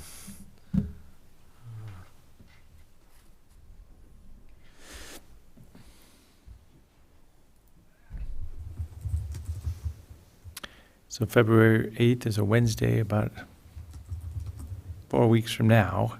So then, Means the Wednesday I'll be flying to DC. which is fine, yeah. So we're just looking for a date after that. In fact, yeah, you mentioned you wanted, what was that, we could have a meeting before you leave or not after, or which? I was hoping we could not do the meeting on the 8th and on the 15th. If we could meet at 10 instead of 9, that would be awesome. Okay, so yeah, and we could, I mean, that wouldn't be a problem. So we will generally be able to meet on the 15th of February. This is just the final argument for the 8th, and so staff's going to need time to assemble the final packet, so maybe the 22nd would be a better 2 weeks later? date. There you go. So February 22nd. I'm not going to be here that day. Okay. So March 1st, just step into Wednesdays. So March 1st is okay? April 1st? Sorry. Oh, yeah. Okay, sorry. Yes, March 1st. Yeah, so it'll be 3 weeks after that History then. Month, how appropriate. Okay, so yeah, let's set it for March 1st. As I say, if there's any reason for a change, we'll have plenty of time to notify all parties, but proposed March 1st. Thank you. And staff will reach out and confirm this again. Okay. When we finished the hearing on this specific property, I wanted to just kind of pull out to the 90,000-foot level and talk at the policy level for a moment about this. So yeah, let's conclude this agenda item, and then, I mean, if you want to bring something up, we'll call it other items, and if it's for discussion or for future discussion, I that's mean, fine. it's prompted by this particular, but we. So not on this application anymore. No. Yeah, not on this application, not on this Thank you, Adam. specific quasi-judicial Yeah. process, but, I mean, if you look at this map, there is, we have a lot of rezone, comp plan amendment and rezone applications coming through the pipeline. And with the idea, we heard from Liz Fancher, this is supposed to, the idea here is to support the orderly, reasonable future urban expansion for the city of Bend. I have some concerns about the timelines for things lining up. Hearing from the city of Bend that they may not be pursuing an urban growth boundary expansion for a little while. And that begs the question, on the county side, outside the urban growth boundary, whether these landowners who have accomplished these rezones will be willing to wait until the urban growth boundary expansion occurs to do some development and realize realize the proceeds, the profits from the zone change that they've accomplished. And I'm very supportive of the idea of preparing lands for inclusion in the urban growth boundary expansion, and that proceeding very smoothly. So in that sense, looking at these rezone applications kind of as a package, the COID plus the ones, this one and the one that's coming up, it's it's a story that makes a lot of sense. But if the urban growth boundary expansion is not going to happen really soon, then I have concerns that people might want to build out these areas at MUA 10 densities, which then makes it really difficult later on for the city to annex the properties in and develop it at urban densities. Once there's a 10-acre property with a really nice house on it, those people aren't just ready to, okay, take my house off this landscape and develop it at 5 or 10 units per acre. So I just want to flag that I think that we should be trying to do some kind of proactive coordination with the city of Bend to ensure that these lands that are kind of, I think everybody hopes that they will be included in the city at some point in the future. It's just that people have different kind of understandings and expectations right now about when that's going to be. So I'm hoping that we can do some kind of proactive coordination with the city to ensure that is what happens, or increase the probability that those things actually do line up, and that we don't essentially, what to me would, in my mind, it would be a waste of acres immediately adjacent to the city of Bend for them to be developed at very low densities, because that could be hundreds and hundreds of units of housing at a later point in time, if they don't get developed out at rural densities or 10-acre densities now. And I just kind of wanted to flag that concern. Well, I'm looking at House Bill 4079 right above the property, and as much as we need those 347 units sooner rather than later, so, yeah. No, I mean, that's one way that this could work, short of a full urban growth boundary expansion. We've seen these one-offs, the HB 4079, the Hayden Homes project, Stevens Road. Is the Stevens Road tract. That's another one-off urban growth boundary expansion. And if that's, that's a possibility for how this might work, but it's also a possibility it's not going to work that way. So I'm just trying to figure out how we get the most out of these lands in the long term. Because it's an incredible opportunity right on the edge of the city of Bend. Well, these are, we could explore some kind of like urban area reserve type arrangement. I think that there's probably a lot of ways to grapple with this, but we have to decide we want to grapple with it, for something to happen. and the urban reserve project, that's built into the state land use system. You define where future development is going to occur, even though it's not an urban growth boundary expansion at this point in time. So there's history on that. But somebody's got to seek an urban area reserve for it to happen. So, I mean, we can, Looks like Nick, an experienced planner, county administrator, may have thoughts. Thank you, Commissioners. Just a couple of quick comments. One is I did submit comments on behalf of the board for the City of Bend City Council goals about housing and addressing housing and suggesting the idea of the urban reserve in response to this general issue about the rural residential designations, or that's what we categorize them as. They're often also thought of as multiple use agricultural 10, MUA 10. So I did raise it there. Peter has identified to me that Section 10 of House Bill 2889, a really comprehensive bill, and I looked it up while the board was meeting to look at it, and it talks about streamlining the urban growth boundary process and creating rules and whatnot to allow for UGB expansions to address housing production and housing needs analysis. So to address some of these issues. And then just the third piece is I'm happy to continue to work with Eric King, Bend City managers, just to get a sense of what their time frame may be on future either UGB amendments or urban reserve process, et cetera. Because we can see, as Liz summarized in her presentation, we're not talking about that now, but how these are stacking up along the east side of the city of Bend. So just a few thoughts about this issue that is before the board frequently. So, Nick, was that House Bill 2889? Yes. Okay, thanks. current bill? Correct. Yes. In fact, I think they may have had the start of a hearing on it yesterday, the first day of the session. Doug Riggs had reached out to me about that, and I said we weren't quite prepared to dive into that just yet before I didn't want to get ahead of the board.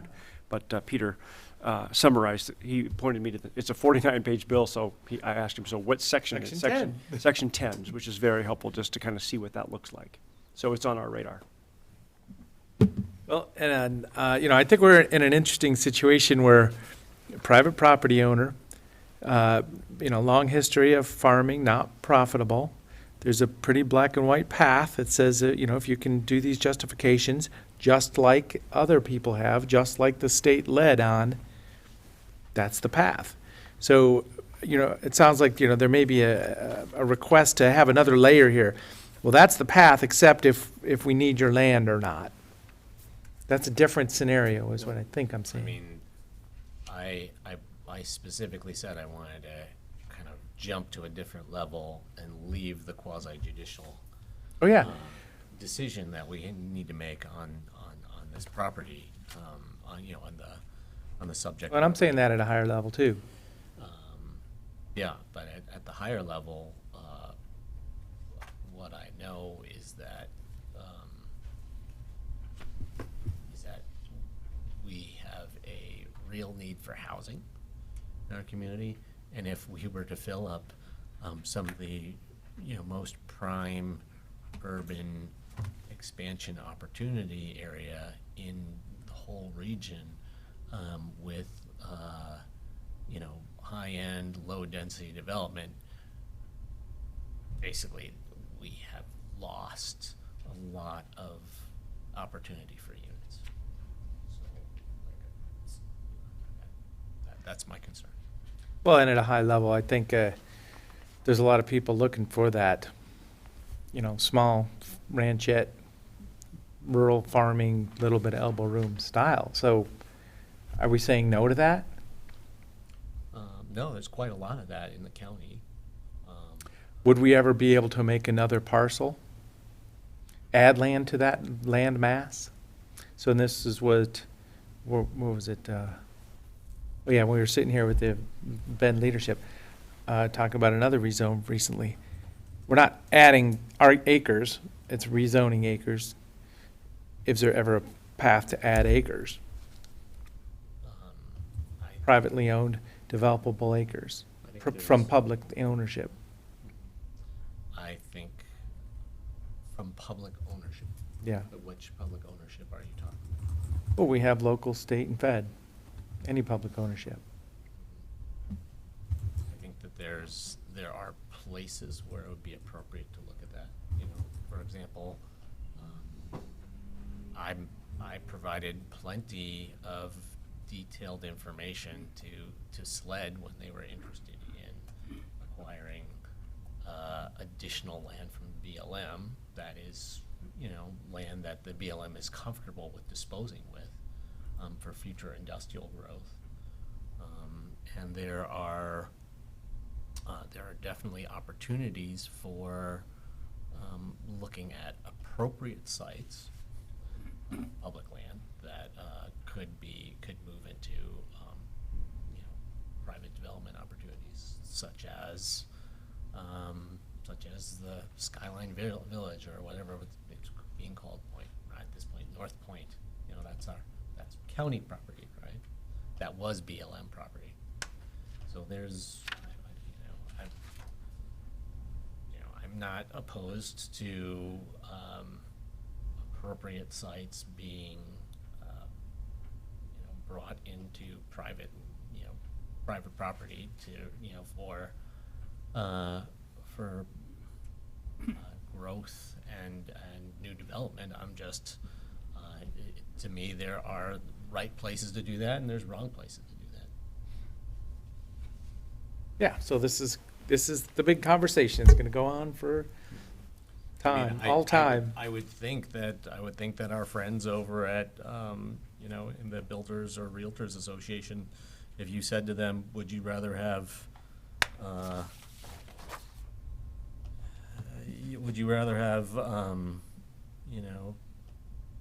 8 or 10 properties, 8 or 10 units of housing, or would you rather be able to build hundreds and hundreds of units of housing? I think that they would probably say they would rather have hundreds and hundreds of units of housing. So, Well, there's development opportunities in all the cities of Deschutes County and other cities in the state too, so. It's all good. I mean, yeah, we'll keep this conversation yeah, going. I mean, you're frequently saying that land supply constraints are a major concern. So this certainly seems to me like a way to not make more acres, but make a whole lot more parcels by doing a little bit of proactive coordinated planning amongst jurisdictions.